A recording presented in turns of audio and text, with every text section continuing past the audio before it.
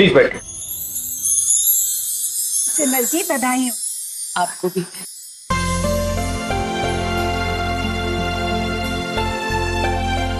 Thank you Saroj ji, आपने मेरी कही बात का मान रखा, मेरी बेटी अंजलि का मान रखा। मैंने जो कुछ भी आपसे कहा, आपने उनका गलत मतलब नहीं निकाला और इस शादी के लिए हाँ कह दी। Thank you so much. अरे खुशी तो मुझे है कि अंजलि आपकी बेटी है। आपने कैसे खुले मन से मुझे सब कुछ बता दिया, कुछ भी नहीं छिपाया मुझसे। आप देखिएगा सिमर जी, हमारे बच्चे ना दोनों साथ में बहुत खुश रहेंगे।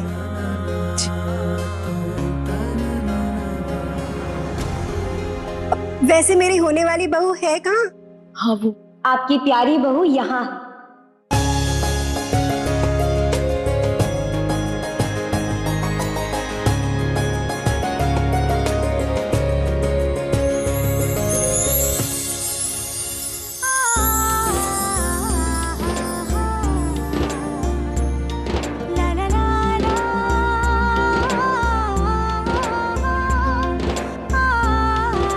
अरे वाह, कितनी प्यारी लग रही है, किसी की नजर ना लगे। आओ।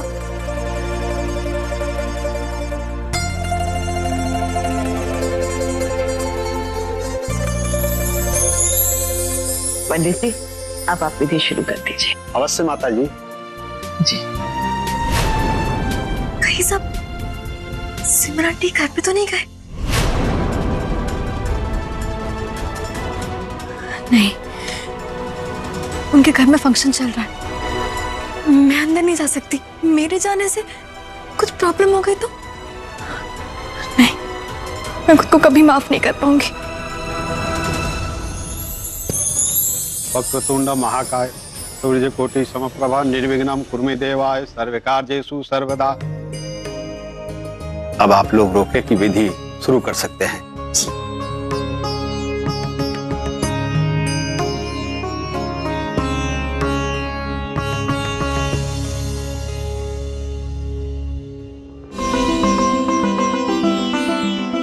सिमर जी, थैंक यू। अंजलि, आज से हमने तुम्हें हमारे विक्रम के लिए रोक लिया है।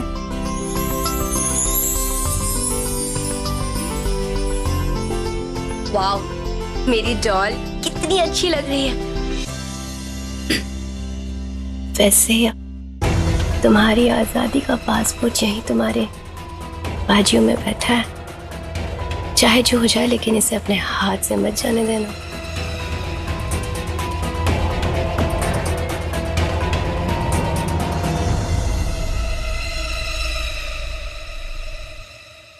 प्रेम, बेटा ये विधि माँ बाप को साथ करनी होती है।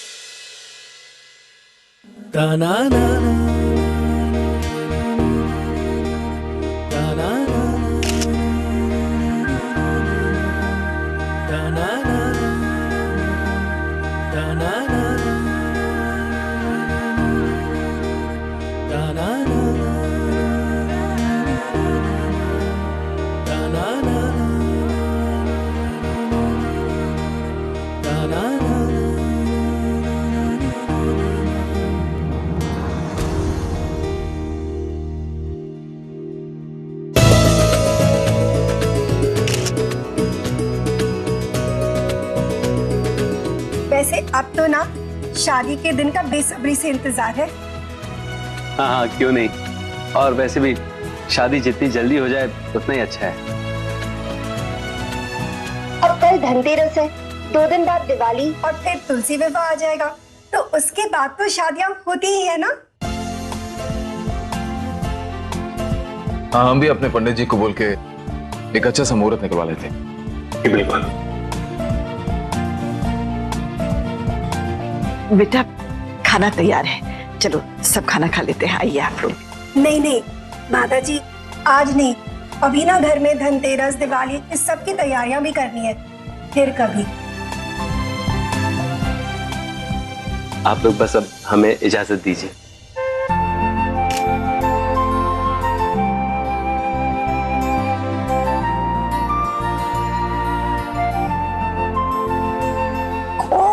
कमाल है, इतनी कमर तोड़ मेहनत करके इतना सारा खाना बनाया, सब मेहनत वेस्ट हो गई। हाँ ये बात तो है, लेकिन वैसे भूख भी बहुत ज्यादा लग रही है, तो क्यों ना हम ही लोग शुरू हो जाए। चलिए, सभी को भूख लग रही है। मुझे तो इतनी भूख लगी है, मैं सब कुछ खा जाऊंगी, but this dupatta is so irritating. खाना कहाँ है? खाना, वो खाना बना है, हम बस लेकर आते हैं। जल्दी।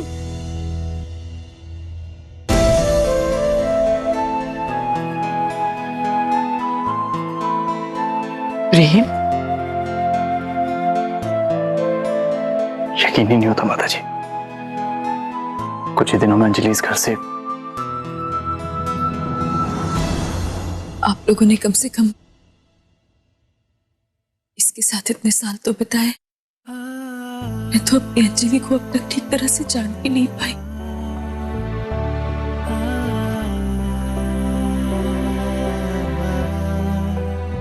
शायद मेरी किस्मत में ही नहीं है। सिमरन बेटा, ऐसा नहीं कहते। माता जी, इतने सालों में जो फासले मेरे और अंजलि के बीच पैदा हो गए थे, शायद वो भी कभी दूर नहीं हो पाएंगे।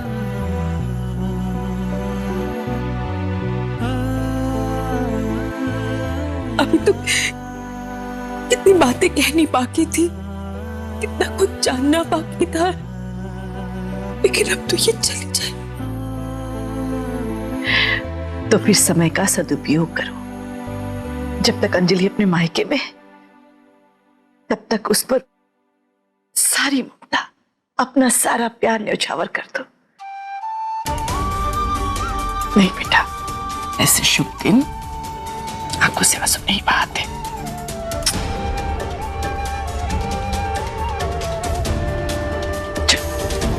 खाना खा ले। आ जाओ। आप लोग चलिए, मैं वैदेही को खाना देकर आती हूँ। वो दरअसल उसने सुबह से कुछ नहीं खाया होगा, इसीलिए। हाँ, जाओ जी। जल्दी आना बेटा। जी।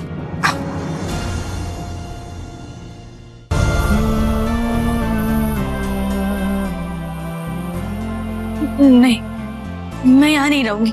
मेरा यहाँ से चले जाना ही बेहतर होगा। मैं सिमर आंटी को और प्रॉब्लम में नहीं डाल सकती। हाँ।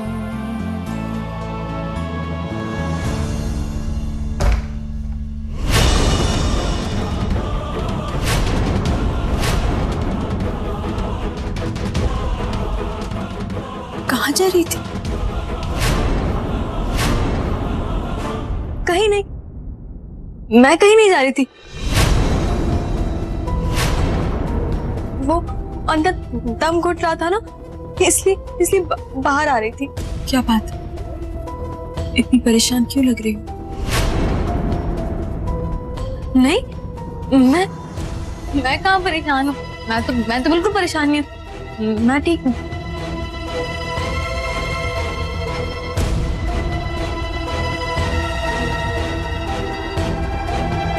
मुझे सच सच बताओ, क्या बात है? तुम इतनी घबराई हुई क्यों हो? बोलो। आंटी, मुझे ये एहसास हुआ कि। क्या एहसास हुआ?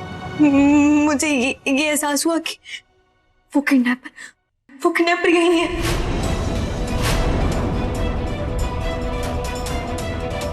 यहाँ होने का? तुमने देखा उसे? नहीं आंटी, मैंने उसे देखा नहीं। पर मैंने उसकी आवाज सुनी।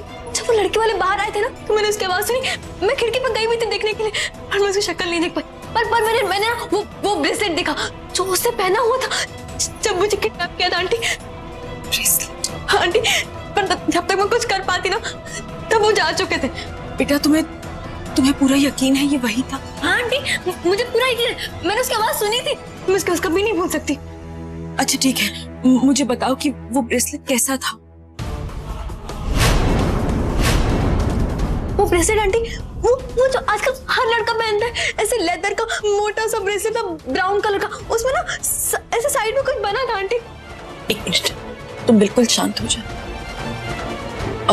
बैठो वहां पर और तुम खाना खा लो। सुबह से कुछ नहीं खाया होगा ना। प्लीज बैठो और तुम घबराना बिल्कुल मैं जाकर देख कर आती हूँ, ठीक है? डरना मत।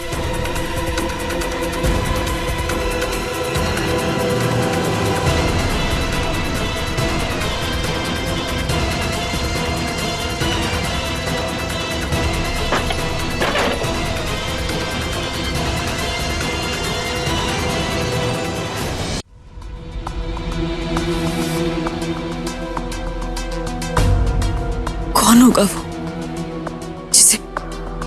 जिसे वैदे ही नहीं देखा?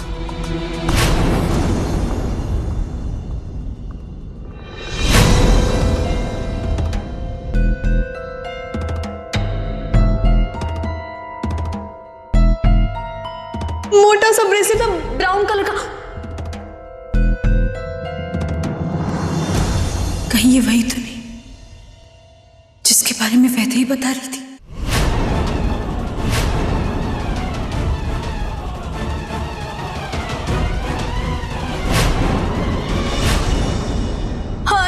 आंटी ये वही ब्रेसलेट उसके हाथ में था जिससे मुझे।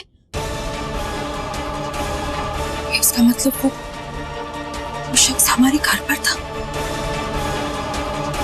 हे भगवान, तुम घबराओ मत। आंटी अगर उसे पता चल गया कि मैं यहाँ हूँ तो वो फिर से आ जाएगा। फिर मुझे डर लग रहा है। ऐसा कुछ भी नहीं होगा, तुम प्लीज शांत हो जाओ। वैसे तुम्हें तो खुश होना चाहिए। देखो हमें इतना बड़ा सबूत मिला है। अब ये बात पक्की हो गई है कि आज जितने भी लोग हमारे घर आए थे उन्हीं में से कोई तुम्हारा गुनहगार है। बस मौके की फोटोग्राफ्स आ जाए, उन्हें देखकर ये बात साफ हो जाएगी कि शख्स कौन है। और अब चाहे जो हो जाए, तुम्हारे गुनहगार को सजा मिलकर ही रहेगी।